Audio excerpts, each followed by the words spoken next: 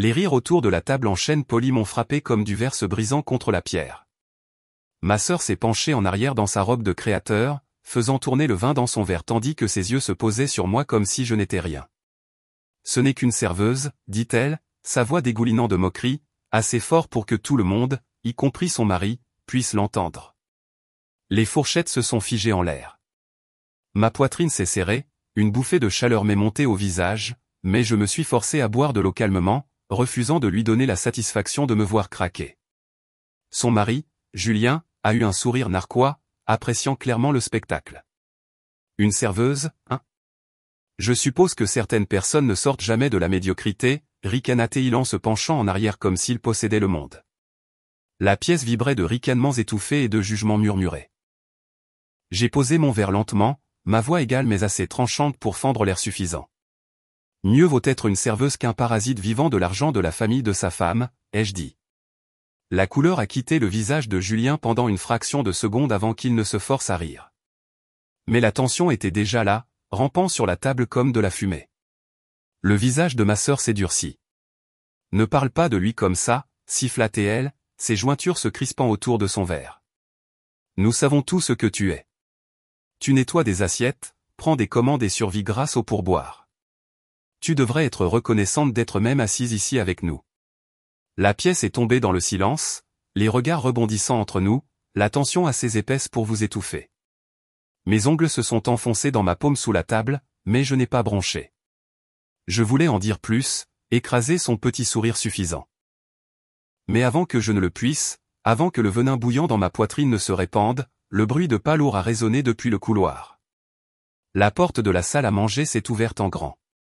Il est entré grand, imposant, le genre de présence qui faisait plier l'air autour de lui. Mon mari, Adrien.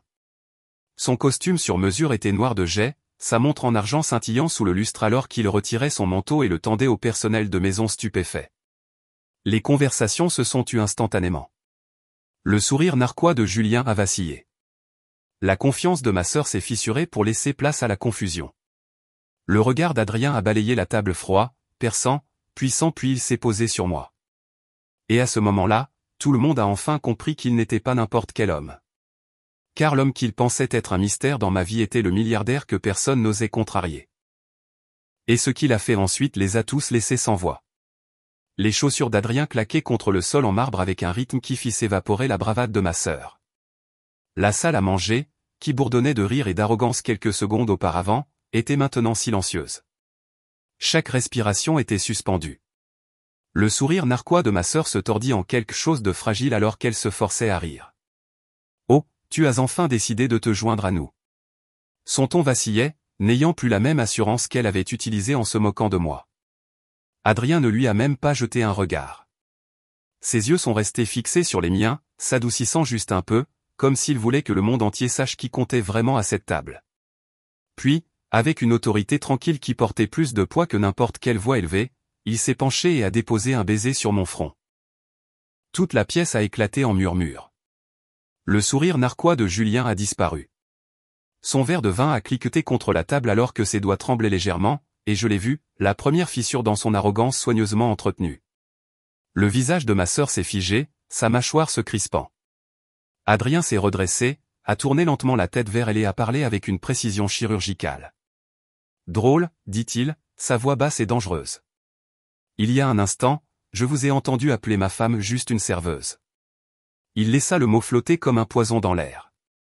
Avez-vous la moindre idée de ce qu'elle a survécu, de ce qu'elle a construit, ou de ce qu'elle signifie pour moi? Le poids de ces mots s'est abattu sur la table. Personne n'osait parler. Julien s'est éclairci la gorge, essayant de se reprendre, sa voix fluette. Nous plaisantions juste, Adrien. Ne le prends pas comme ça. Adrien l'a interrompu, la mâchoire serrée. Il n'y a rien de drôle à rabaisser quelqu'un parce qu'il a choisi un travail honnête. Vous êtes assis là, vivant d'un argent que vous n'avez pas gagné, et vous vous moquez de la seule personne dans cette pièce qui a eu le courage de travailler pour chaque chose qu'elle possède. Son regard brûlait Julien, et Julien s'est même agité sur son siège comme un écolier pris en train de mentir. Mon cœur battait la chamade dans ma poitrine. J'avais passé des années à avaler des insultes, à faire semblant de ne pas remarquer quand ma famille me classait au plus bas, les laissant m'effriter. Et maintenant, quelqu'un se tenait à mes côtés. Pas n'importe qui, mais un homme dont le pouvoir commandait des industries entières. Et il me défendait avec un feu qu'aucun d'eux ne pouvait éteindre. La voix de ma sœur a percé le silence, aiguë mais nerveuse. Tu ne peux pas nous parler comme ça. C'est notre maison, Adrien. Tu es un invité. Les lèvres d'Adrien se sont courbées en un sourire froid. Invité? Sa main a effleuré mon épaule alors qu'il se penchait légèrement en avant, son ton glacial. Je ne suis jamais un invité là où ma femme est manquée de respect. Et laissez-moi clarifier une chose. Vous pouvez appeler cela votre maison, mais vous vivez sous un toit que vous n'avez pas acheté. Vous mangez de la nourriture que vous n'avez pas payée. Tout ce qui vous entoure, de la table à laquelle vous êtes assis à la voiture que vous avez conduite, a été soutenu par une richesse empruntée et une fausse fierté. La seule vraie force dans cette pièce est assise juste ici. Il a hoché la tête vers moi, et mon souffle s'est coupé. Le silence s'est approfondi. Le personnel, qui s'attardait sur les bords de la pièce, évitait le contact visuel mais ne pouvait cacher ses regards admiratifs volés.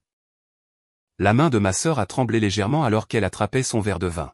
« Tu ne sais pas de quoi tu parles », marmonna-t-elle, bien que sa voix ait perdu tout son poids. Adrien a penché la tête, l'étudiant comme un homme examinant un morceau de verre brisé. « Non, je sais exactement de quoi je parle. Vous avez passé des années à vous moquer de votre propre sang, mais maintenant vous avez fait l'erreur de le faire devant moi. Et croyez-moi, je n'oublie pas, Julien a finalement essayé de sauver un peu de fierté. Il s'est penché en avant, forçant un sourire narquois. Tu penses que l'argent te rend puissant? Tu penses que tes costumes et ton nom te donnent le droit de nous humilier?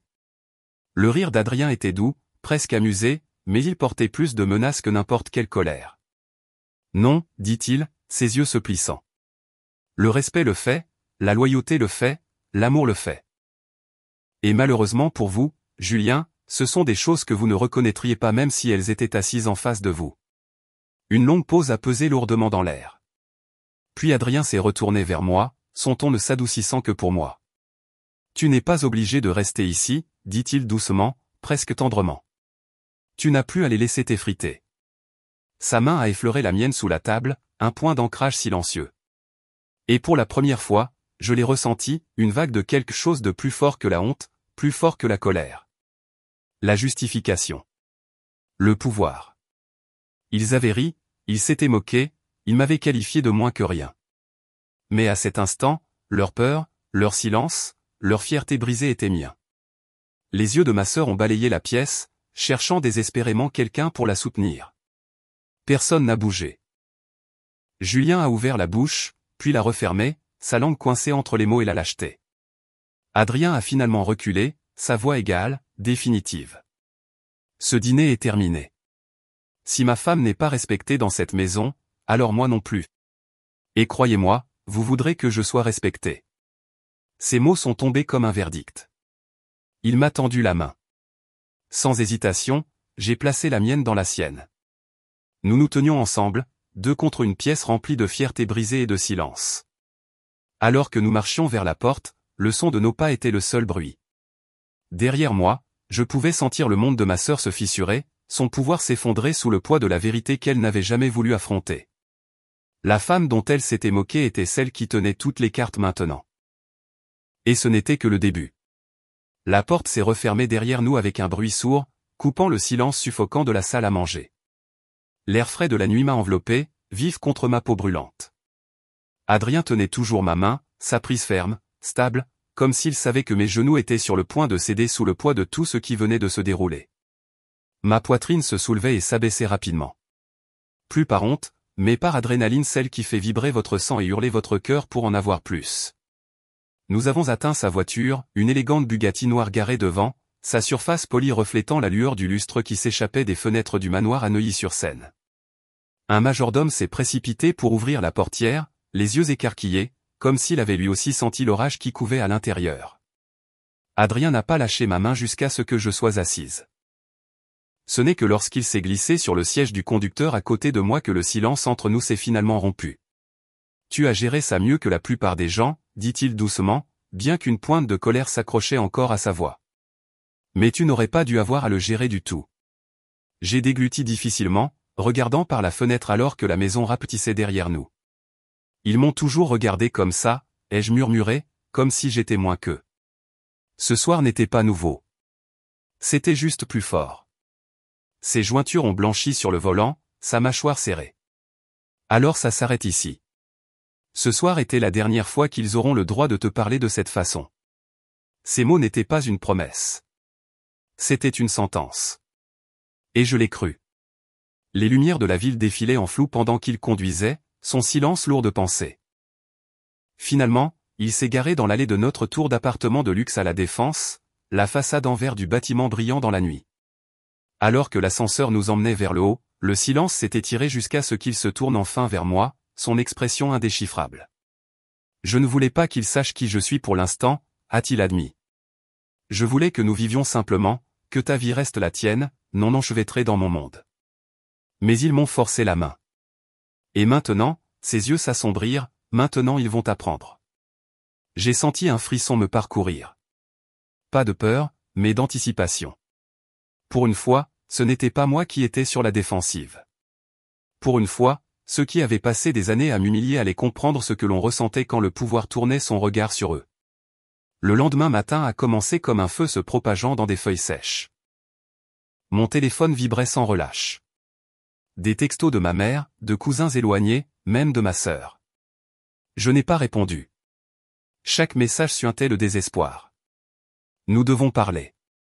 S'il te plaît, pouvons-nous nous voir? C'était un malentendu. J'ai ri amèrement. Pendant des années, ils m'avaient ignoré, poussé dans le coin de chaque pièce, s'étaient moqués de mes difficultés. Mais au moment où ils ont réalisé qui était vraiment Adrien, au moment où leur piédestal suffisant s'est fissuré, ils voulaient parler. Adrien était adossé au comptoir de la cuisine, sirotant son café, me regardant faire défiler leurs supplications désespérées. Ils vont supplier, dit-il calmement. Ils feront semblant de s'excuser, mais ils ne sont pas désolés de la façon dont ils t'ont traité. Ils sont seulement désolés d'avoir été pris en flagrant délit devant moi. J'ai posé le téléphone, mes mains tremblant, non de faiblesse, mais de quelque chose de plus vif. Alors, qu'est-ce qu'on fait? Ai-je demandé, ma voix stable. Ses yeux se sont fixés sur les miens, et il n'y avait plus de douceur en eux, seulement de l'acier. Nous leur montrons ce qui arrive quand on sous-estime la femme qu'ils pensaient pouvoir briser. Cet après-midi-là, il a passé un appel. Un seul appel. Et le soir venu, l'onde de choc s'était déjà propagée. L'entreprise de mon beau-frère, une affaire soutenue par des investissements que la firme d'Adrien avait autrefois discrètement approuvés, était en cours d'examen. Les contrats qui lui donnaient autrefois du réconfort étaient soudainement incertains. Les investisseurs dont il se vantait à chaque fête sont devenus froids, prudents. L'arrogance de ma sœur s'est transformée en appels téléphoniques frénétiques, qui se sont transformés en messages vocaux sans réponse. J'ai observé le déroulement avec un étrange mélange d'incrédulité et de satisfaction. Adrien n'était pas bruyant. Il n'était pas cruel. Il était précis. Il n'a jamais eu besoin d'élever la voix, jamais eu besoin d'annoncer sa vengeance. Il a simplement déplacé le sol sous leurs pieds jusqu'à ce que ceux qui se moquaient de moi soient ceux qui luttaient pour garder l'équilibre. Mais le vrai moment est arrivé 3 nuits plus tard. Ma sœur s'est présentée à notre appartement de luxe. Son maquillage était maculé, son sang-froid brisé. Elle serrait son sac de créateur comme une bouée de saut-charge, ses mains tremblantes. « S'il te plaît, dit-elle, sa voix se brisant à la seconde où Adrien a ouvert la porte. Tu ne peux pas laisser cela arriver. L'entreprise de Julien s'effondre. Les investisseurs se retirent. Nous allons tout perdre. » Je me tenais derrière Adrien, les bras croisés, mon cœur battant mais stable. Pendant des années, elle m'avait regardé comme si j'étais inférieur à elle. Et maintenant, elle se tenait au bord de la ruine, implorant la pitié. Adrien n'a pas répondu tout de suite. Il m'a regardé. Son silence était intentionnel. C'était mon choix. Pour une fois, j'avais le pouvoir. Le poids d'années d'humiliation pesait sur mes côtes, suppliant d'être libéré. Les yeux de ma sœur se sont fixés sur les miens, vitreux de désespoir. « Tu ne comprends pas » murmura-t-elle, sa voix tremblante. « Nous avons besoin de ton aide. S'il te plaît, tu es ma sœur. » J'ai fait un pas lent en avant, mes talons claquant contre le sol en marbre. « Sœur » ai-je répété doucement, le mot ayant un goût amer sur ma langue. Sais-tu combien de fois je me suis assise à ta table en t'écoutant me rappeler que j'étais juste une serveuse? Sais-tu combien de nuits j'ai pleuré après que tu m'aies ri au nez? Ma voix est devenue plus aiguë, plus forte, alimentée par le feu que j'avais enfoui pendant des années. Tu ne m'as jamais traité comme une sœur. Tu m'as traité comme de la saleté. Et maintenant tu veux que je te sauve? Ses lèvres se sont entr'ouvertes, mais aucun mot n'est sorti. Pour la première fois, elle était sans voix. La main d'Adrien a effleuré mon dos, me donnant un point d'ancrage, me stabilisant. Ta réponse, m'a-t-il demandé doucement. J'ai rencontré le regard tremblant de ma sœur, son monde entier suspendu à mes prochains mots. Et pour la première fois de ma vie, je ne me sentais pas petite. Je ne me sentais pas impuissante. Je me sentais libre. J'ai regardé ma sœur debout dans l'embrasure de la porte, son mascara coulant sur ses joues, sa voix tremblant de désespoir. Pendant des années, j'avais été celle qui se recroquevillait dans les coins, réduisant ma douleur au silence, avalant ses moqueries juste pour maintenir la paix. Mais ce soir, l'équilibre avait changé. Ce soir, elle avait plus besoin de moi que je n'avais jamais eu besoin d'elle. Tu m'as appelé juste une serveuse, ai-je dit, ma voix stable, fendant le silence comme du verre. Tu as dit à ton mari, à tes amis, même à des étrangers que j'étais inférieur à vous. Tu m'as exhibé comme la honte de ta famille. Et maintenant tu veux que je répare tes dégâts. Elle a tendu une main tremblante comme si elle pouvait me ramener dans son monde. S'il te plaît, je ne le pensais pas. J'avais tort, d'accord? J'étais jalouse.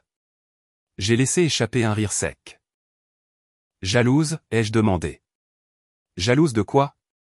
De la serveuse qui n'avait rien?